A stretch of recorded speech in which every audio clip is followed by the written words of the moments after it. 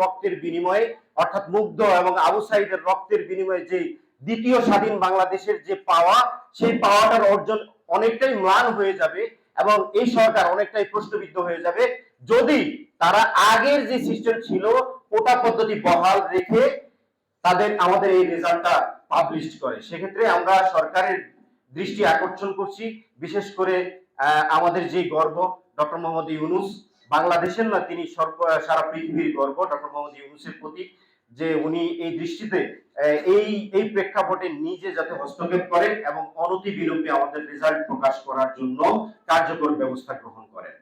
আপনারা কি লিখিতভাবে কোনো লিখে পাঠিয়েছেন?